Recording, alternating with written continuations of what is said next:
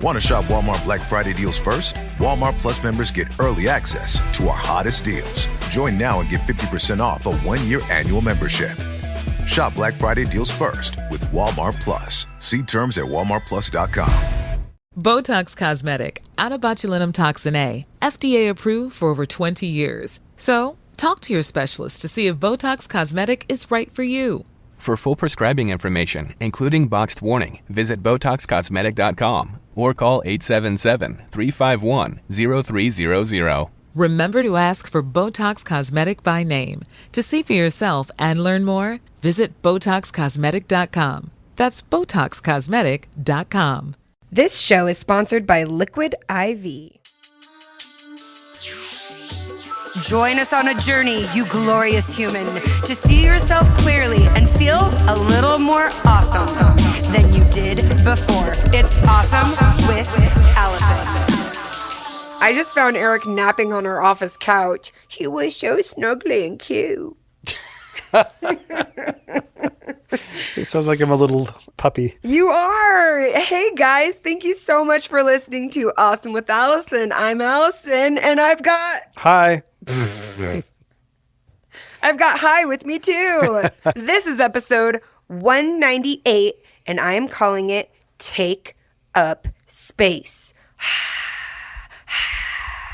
Here's the reason I like this message, okay? Are you ready? I was born in 1983. You're welcome. Be impressed. If you are a woman, even a man, born in the 80s, there's no way you do not have body dysmorphia or have faced some sort of disordered eating. Okay, there's probably a way, but it's highly unlikely. So this concept right here, as a little kid who grew up feeling like I was taking up too much space physically, taking up space is like something for me to overcome. So there's taking up physical space. So I want you to start like, okay, take up space. Do you care about this message? What does it mean to you? What do you think about it?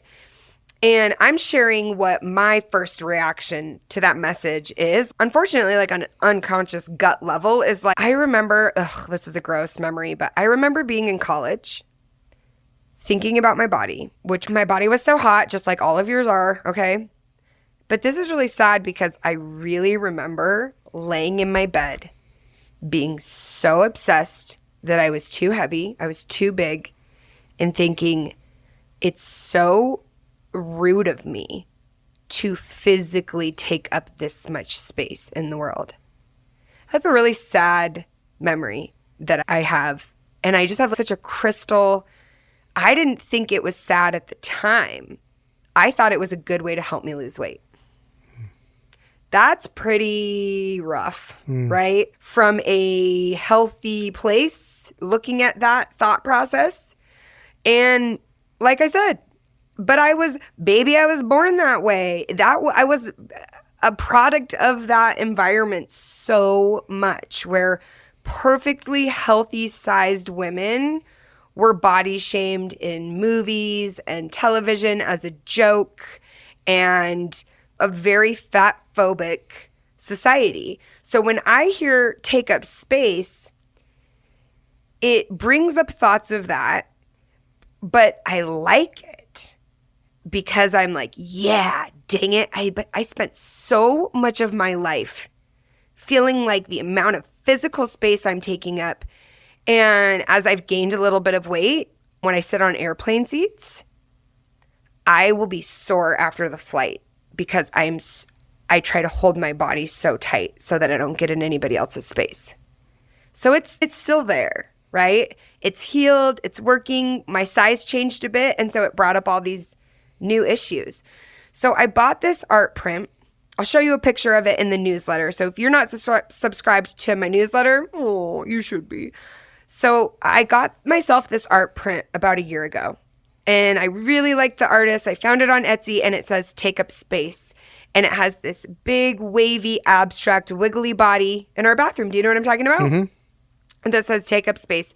And I put it there as a reminder. So every time I sit on that porcelain throne, I am reminded that I am good, I am worthy, and it is okay to take up physical space, emotional space, vocal space. And just because it's not a zero-sum game, right? Just because I take up space, it doesn't mean you don't get to take up space too. And just because I might take up space sometimes doesn't mean I can't invite other people into my space, onto my stage, into my spotlight. We get to take up space together. So I want to talk about some tools for doing that. But as always, Mr. Eric Robertson, when I said we're doing an episode on take up space, go. What did you think about when I said take up space? Have I colored you with all my dirty thoughts? I didn't think about bodies at all. I think You're a man. It was like vocal. It was like let your beliefs be known, like in the public discourse. Interesting. So what would that look like, or what's an example of that? Do you think that means you need to talk about politics more? No, because I think not that necessarily. People think that the only way to share your voice is, I don't know. I feel like we get prescribed. This is the thing, because of social media, there is definitely a perception of space being taken up by the loudest people. At least to me, it's so when you take up space, it's like, this is my thoughts on this is what I believe, or here's something I think could change. Interesting. So do you see it as a positive or a negative thing? To take up space? Yeah. I think to take up space is probably an honest thing to do in a world that gives place to loud people. I don't know. It's interesting, because it's funny that take up space automatically goes to voice, talking, because space is not a vocal concept. Space is more of the great beyond. But like space is actually, when we think of I fill this space, most people would think of I would guess, and chime in, send us an email, come to the comments. I find it interesting that the line of thought was, okay, take up space, use your voice, use the loudest people get heard, that's social media, right? Yeah. And you have a very quiet voice, actually. I know. And sometimes when I want you to speak louder, I talk louder because I think it's going to make you speak louder. Does it work? No, it just makes you probably annoyed with me. Why is she getting louder? I'm like, I cannot hear you. You are mumbling. And so I do then want to psychoanalyze you, but that's going to get us off topic. Or is it? Okay, no, we won't psychoanalyze you, but we will psychoanalyze you, listener.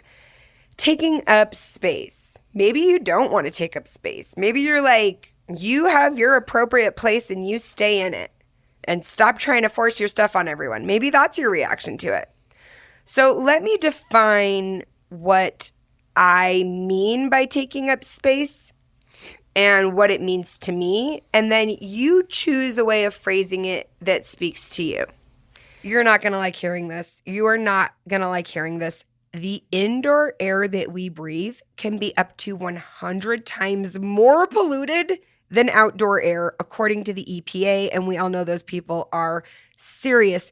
Indoor air pollutants can cause respiratory illnesses. And in our house, we accidentally have 4 cats. Remember how that happened that one time? Since we have put our AirDoctor in our house, I mean, the kids love it. They turn it on. It helps me not wake up with that kind of like itchy eye dry feeling. AirDoctor is the purifier that filters 99.99% of dangerous contaminants, so your lungs don't have to. It includes allergens, pollens, pet dander, dust mite, mold spores. Ugh. It takes care of all those things. So it comes with a 30-day money-back guarantee.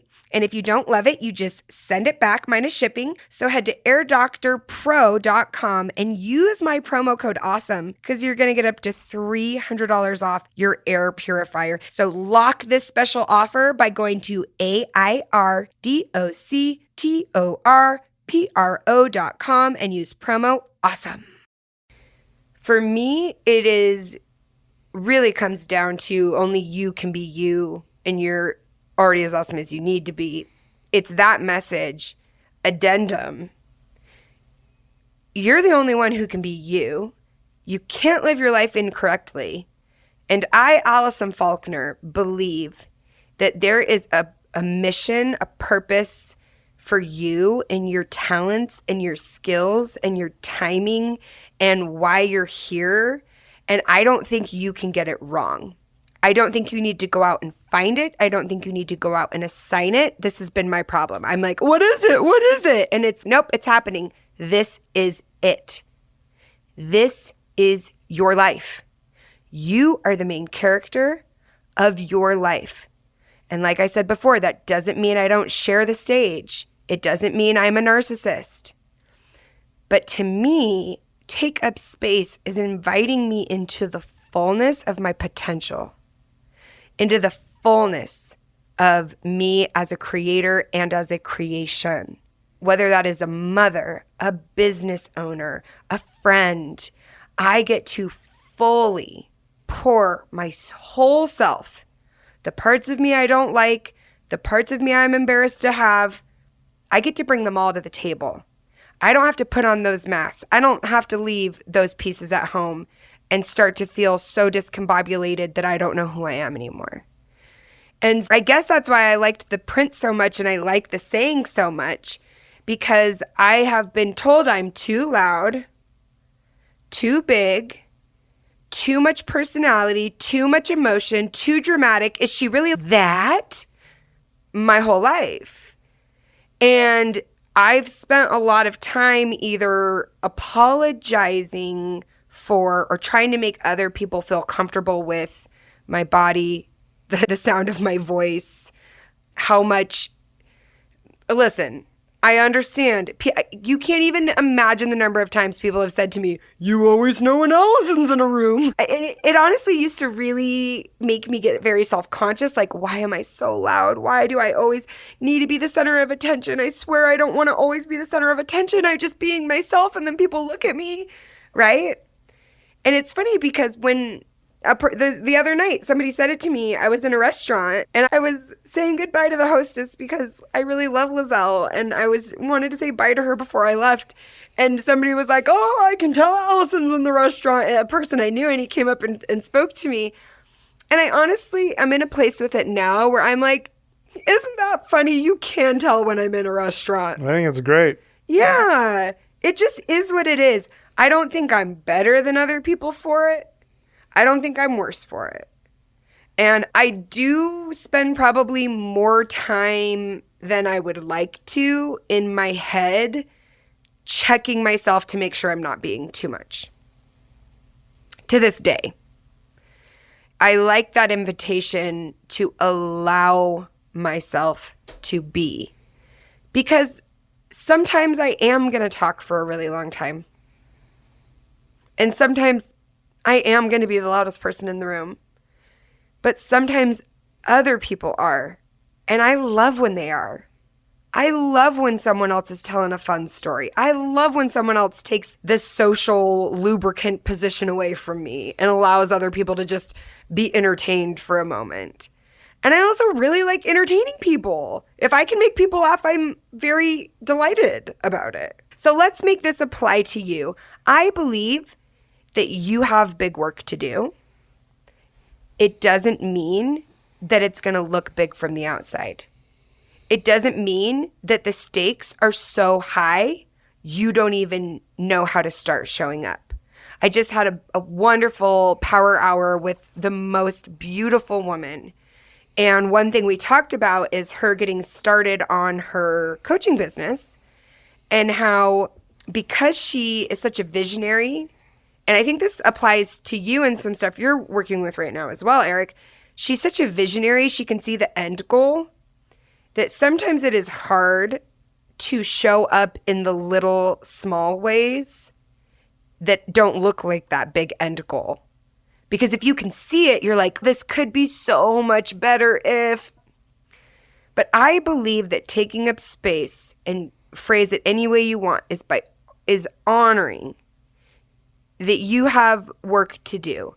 And that work is existing as you, accepting you, being okay with you. Because when you do that, the byproduct is so good. The byproduct is a compassionate person. It's an honest hard worker. The byproduct is someone who holds space for other people, takes accountability. The byproduct of showing up in those everyday small ways is huge. What do you think about that? It's like a decision during the day. Am I going to take up space and accept myself, or am I going to let what I think other people think of me paralyze me? It's a decision, right? It just gets easier or harder depending on which muscle you're flexing. This is going to sound absolutely ridiculous, but with starting a new business, trying to stay on top of things like, this podcast, having those 3 children I have, and, life in general, I do this thing where I go all day without eating. And I know how bad that is. But then at night, I want all the good snicky snacks. And I've really been trying to treat my body right, which is why I was so excited when Factor Meals wanted me to try some of their meals. And they are fresh, never frozen. I've tried meal boxes before and the prep is just too much. I'm like, I might as well just make my own food. So these are completely chef prepared, well-balanced meals that have helped me so much in those times that are busy to get a nutritious meal. It's guilt-free comfort foods. I loved the butter chicken. It was so good. And so this is going to help you out. And I have a deal for you. So head to factormeals.com/withAlison50 and use that code withAlison50 to get 50% off your first box and 20% off your next month. They're going to send you these delicious meals. They also have these cold pressed drinks that help me so much with my period symptoms. So head to factormeals.com/withAlison50 and use the code withAlison50 to get 50% off your first box and 20% off your next month. That code withAlison50 at factormeals.com/withAlison50 will get you 50% off your first box plus 20% off your next month while your subscription is active. And I love that because as I was coaching power houring with this cute babe, I think she said something like, I don't feel confident. And I was like, you don't feel safe. And I saw her body just relax. And I want to focus on that for a moment because some of the reasons we don't take up space is because it was programmed in us that it is not safe to do. You are not physically safe. You are not emotionally safe. And my mom and I have talked about this a lot. My mom is similar to me, and people say similar things to her about her big personality. So then growing up, she didn't want me to have the pain of having people say those things to me. So she would worry about me being too loud or too big. Or my dad might worry about me being too loud or too big. Even though they're my number one cheerleader, biggest supporters, best possible parents you could ever have. They're still human beings who are carrying their own wounds and their own stories. And when I think about your parent, some of the tendencies you have to not use your voice, your mom has that tendency, right? She comes by it honestly. You come by it honestly. And so rather than just dropping into, we're afraid to show up how we are, or we want to keep parts of ourselves hidden, you have a really good reason for that. You came by it honestly, and you're not an idiot because you're not just walking around ready to have the arrows shot at you because you're taking up space. I think that's a huge reason why we don't take up space is it doesn't feel safe. I think another reason we don't take up our space that we get to take up is because we're too busy trying to make our space, whatever that is, our voice, our physical space, our body, our home, look a certain way, the way it's quote unquote supposed to look. So we can't show up and take up space in this ugly getup, whatever that is, because there's a way it's supposed to be done. There's a way you're supposed to do business. You're supposed to run a house. You're supposed to be a mom or a dad, right? Mm-hmm. And so then when we show up in our way, it's not right. And that would keep you from taking up space because you don't think you're doing it correctly. And if you're not doing it correctly, or you're trying to do it to look like everybody else, Why would you be motivated to want to keep doing that? It's also comfortable to be in your, even though it doesn't feel good, it's your comfortable pain, you know? It's the pain you know. Yeah, the pain you know. Yeah. Where it's like people would rather continue to be in a cycle of abuse or chronic pain than do what it takes to break out of it. Mm-hmm. And I think it was cute that I could be judgmental about that. But as somebody who has broken out of a cycle, and I'm sure you guys listening are too, in a way, it's one of the most uncomfortable things you can ever do. Mm-hmm. So how dare I walk around just thinking everybody needs to do it when I actually know how painful and uncomfortable and life-shaking it can be, right? So that's something I have to remind myself often so I don't get too judgmental Judy. When like, why don't people do this work if people healed? And then I'm like, Alison, you freaking idiot. You cute, darling little idiot. You literally barely were able to survive. I don't say that to scare people. I also say sometimes we get to a space of we don't have the capacity for that right now. Right? So I want to give some questions. Can I just say one thing that's funny? Oh, I want you to say lots of things, but you're being quiet. Pam in the office reminds me, remember she starts taking a stand for herself? Yes. And don't call me Pammy. She called herself Pammy. She does the coal walk. I did the coal walk. Yeah. And what did she say? And none of you came to my art show, and it really hurt my feelings. Yeah. She starts speaking up. It's cute. For herself. Yeah. And so I want to give you guys some questions because questions are the most underrated tools we all have. And I'm going to use the word success only because we all are obsessed with it. Whether that is success in a business endeavor, success in your personal life, in your physical health and wellness, in your parenting, in your relationships. So you choose where you want it to be. And this is something I ask in Alison's brand school all the time. What do I want my success to look like? This is a great question. It's a great visualization because you might say, oh, I want my success to look like $1 million in the bank. And you're like, okay, at what cost? Do I want $1 million in the bank and no friends? So then we invite ourselves to describe it a little deeper, right? The second question that I think can really help us to invite ourselves into the big work of being ourselves and taking up space is, what do I want my success to feel like? What do I want my success with my podcast to feel like? Honestly, let's answer that question. That's a good question. I want success with my podcast. I wish it wasn't true, but it is. And I'll examine if this serves me or not, okay? But I feel successful with the podcast when I see somebody and they say, this really helped me. Or somebody chimes in and says, this really helped me. I just shared a snippet of our podcast on social media and I made this whole cool collage with it. And I thought that it would do more views-wise, engagement-wise. So I was feeling slightly bummed. And then I read the comments and there were 4 people who said, this hit. And I was like, oh, that's what success feels like to me.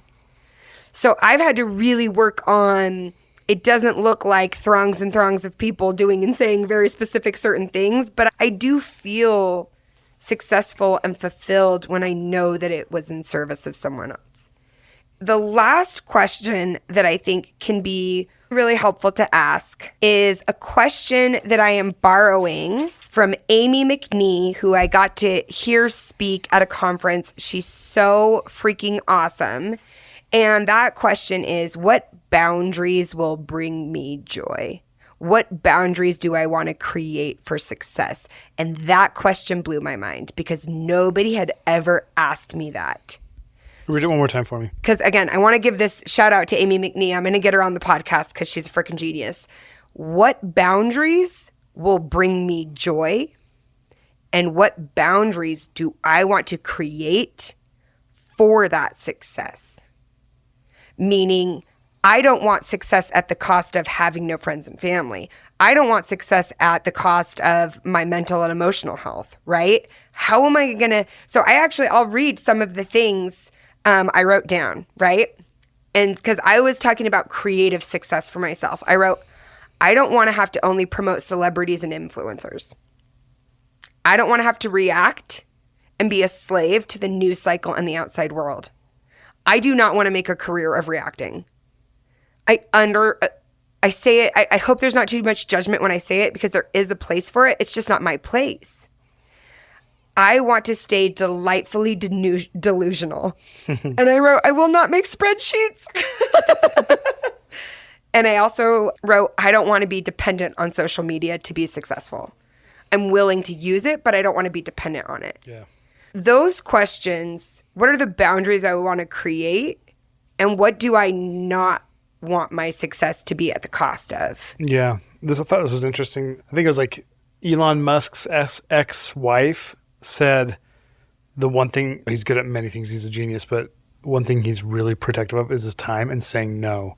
Like he's got some firm boundaries. That's across the board of highly productive people. It is, but I'm saying that's what I really respect, because sometimes I have a hard time saying no to things, and I really like that. I think that boundary feels good. I want to have courage to use that boundary. I was just answering your question for previous. I love it. Yeah, have the courage to say no, and that's a good boundary.